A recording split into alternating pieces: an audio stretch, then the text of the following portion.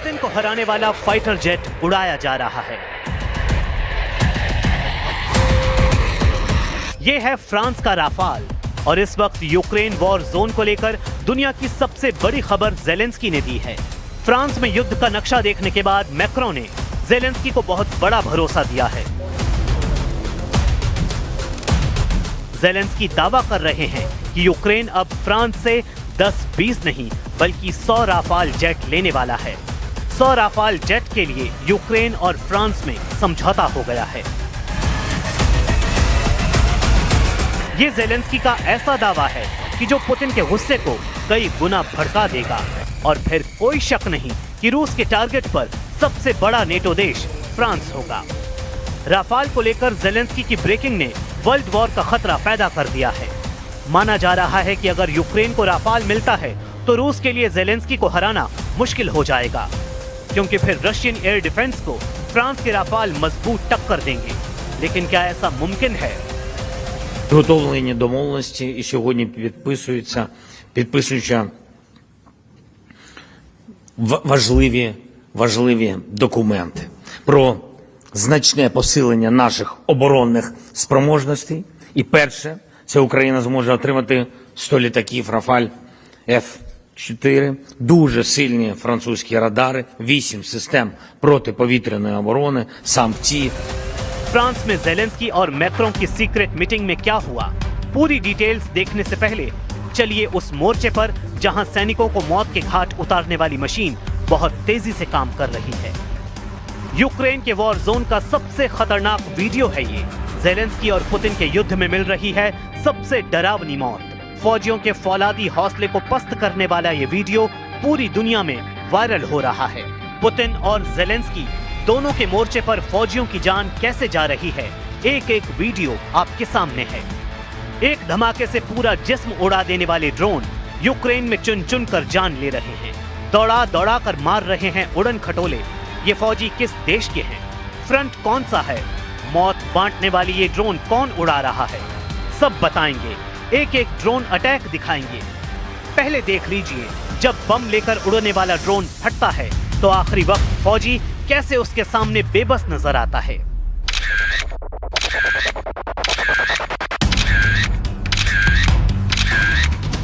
यहां हमला करने वाला ड्रोन यूक्रेन का है और मौत की नींद सोने वाले फौजी रूस के।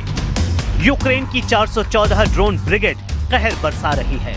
इस ब्रिगेड की यूनिट कई मोर्चों पर तैनात है और हर जगह से इनको मिलने वाले वीडियो साबित कर रहे हैं कि पुतिन के सैनिकों को चुन चुन कर मारा जा रहा है। ज़ेलेंस्की और पुतिन के बीच उड़ता हुआ यमराज कैसे कैसे मौत बांट रहा है। कैसे रूस और यूक्रेन के सैनिकों के बीच अब बड़े बड़े तोप के गोले नहीं बल्कि मासूम सा उड़ता हुआ ड्रोन कहर मचा रहा है। ये ऐसा युद्ध है जिसका कंट्रोल अब नेटो के बड़े बड़े कमांड सेंटर में नहीं, व्हाइट हाउस में नहीं, ना ही ज़ेलेंस्की के वॉर रूम में नजर आ रहा है। इसका पूरा कंट्रोल अब यूक्रेन के खतरनाक मोर्चों पर शिफ्ट हो चुका है और यहाँ ऐसी ऐसी मौत देखने को मिल रही है जिनका पूरा वीडियो सबूत है। देखिए, एक पाइप के अंदर छुपे रशियन फौजी को कैसे यूक्रेन का एक क्वाडकॉप्टर ढूंढ लेता है। ये कातिल ड्रोन पाइप के अंदर घुसता है और फिर ब्लास्ट। ऐसा ही हमला एक खंडहर में होता है। यहाँ एक रशियन सैनिक का पीछा करते हुए ज़ेलेंस्की का ड्रोन दाखिल हो जाता है। एक एक कमरे में तलाशने के बाद उसे नजर आता है वो फौजी और फिर वीडियो बंद हो जाता है, यानी बड़ा धमाका। ज़ेलेंस्की के ऐसे युद्ध को देखकर यूरोप का हौसला भी बढ़ा है और इसलिए फ्रांस के राष्ट्रपति इमैनुअल मैक्रों ने ज़ेलेंस्की को बुलाकर ऐसे ऐसे हथियार थमा दिए हैं जो इस युद्ध को बढ़ाने की गारंटी दे रहे हैं। फ्रांस के सबसे आधुनिक फाइटर जेट राफाल को हाजिर नाजिर मानकर मैक्रों और ज़ेलेंस्की के बीच डील हुई है। पीछे राफाल है और उसके आगे मैक्रों और ज़ेलेंस्की ने दस्तखत किए। ये तस्वीर रूस के खिलाफ नेटो के इरादे चिल्ला चिल्ला कर बता रही है कि पुतिन के खिलाफ पूरा यूरोप एकजुट है। यूरोप के 3 देशों ने नेटो का नेतृत्व करने का फैसला कर लिया है। यही देश पुतिन की नजरों में सबसे ज्यादा खटक भी रहे हैं, क्योंकि इन्होंने यूक्रेन को सुरक्षा गारंटी देने का वादा किया है। इसमें ब्रिटेन है, इसमें फ्रांस है और इसमें जर्मनी है। ये तीनों देश कह रहे हैं कि हमें किसी भी इमरजेंसी के लिए तैयार रहना होगा।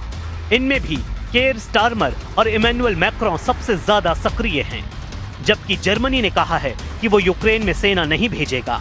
इटली की प्रधानमंत्री जॉर्जिया मेलोनी ने भी साफ कहा है कि वो यूक्रेन में फौज नहीं भेजेंगी। हालांकि वो यूक्रेन के बाहर जेलेंस्की की फौज को ट्रेनिंग देने के लिए तैयार हैं।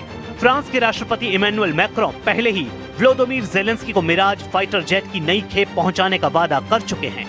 इसके अलावा वो एयर डिफेंस मिसाइल भी दे रहे हैं और ये सब हथियार ऐसे हैं जो अगले 10 साल तक यूक्रेन की वॉर बैटरी को चार्ज करते रहेंगे। सवाल है कि जेलेंस्की के दावे के मुताबिक अब फ्रांस यूक्रेन को राफाल फाइटर जेट भी देने जा रहा है, और वो भी 10-20 नहीं बल्कि 100 राफाल जेट। मैक्रों और जेलेंस्की के बैकग्राउंड में राफाल को खड़ा करने का बहुत बड़ा मकसद दिखाई दे रहा है। Et puis l'acquisition jusqu'à 100 rafales, donc nos chasseurs de dernière génération, avec leur armement complet. C'est là une nouvelle génération qui s'ouvre après la livraison des Mirage 2000 qui avait été actée il y a plusieurs mois et la formation des pilotes. Et donc nous allons déployer cet engagement justement d'acquisition de 100 chasseurs Rafale avec les programmes de formation qui doivent les accompagner et les programmes évidemment de production. अब तक Ukraine के युद्ध को जिंदा रखने के लिए Zelensky ने कोशिश लगातार की है। उनका मकसद है कि किसी भी तरह यूक्रेन की वायुसेना में 250 फाइटर जेट शामिल कर लिए जाएं। इसमें अमेरिका का F-16 भी हो, स्वीडन का ग्रिपेन भी हो, फ्रांस का मिराज और राफाल भी शामिल कर लिया जाए, या फिर ये कहें कि यूक्रेन के लिए नेटो की वायुसेना तैनात कर दी जाए। कुल मिलाकर यूक्रेन जो भी डिफेंस डील कर रहा है या फिर जो हथियार उसे खैरात में मिल रहे हैं, ऐसे हर समझौते का मकसद है कि जेलेंस्की पुतिन के सामने घुटने नहीं टेकें और इस युद्ध को तब तक लड़ें जब तक नेटो उनकी मदद कर रहा है। फ्रांस में मैक्रों से मिलकर जेलेंस्की के तेवर बता रहे हैं कि उन्होंने 2026 में युद्ध लड़ने की तैयारी कर ली है। व्लादिमीर जेलेंस्की को रूस से लड़ने की नई गारंटी मिल रही है, लेकिन क्या सिर्फ इतना करने से नेटो देश, खासकर अमेरिका, जेलेंस्की को पुतिन के पंजे से दूर रख पाएंगे? Passing legislation, or the Republicans are putting in legislation that very tough. It's sanctioning, etc., on any country doing business with Russia. They may add Iran to that, as you know. I suggested it. So any country that does business with Russia will be very severely sanctioned. We may add Iran to the formula, yeah. वैसे Trump को नहीं मालूम कि कितना खतरनाक युद्ध चल रहा है। व्हाइट हाउस में बैठकर या फिर एयरफोर्स 1 में उड़कर दुनिया बहुत अच्छी नजर आती है, लेकिन यूक्रेन का मोर्चा इस वक्त मौत का घाट बना हुआ है। इसमें कोई शक नहीं कि ऐसी मौत देने का इंतजाम जेलेंस्की और पुतिन दोनों ने बहुत पहले शुरू कर दिया था। वो तो अब ऐसी तस्वीरों ने बता दिया है कि रूस और यूक्रेन के बीच जो भी मोर्चा है, वहां लड़ने वालों की मौत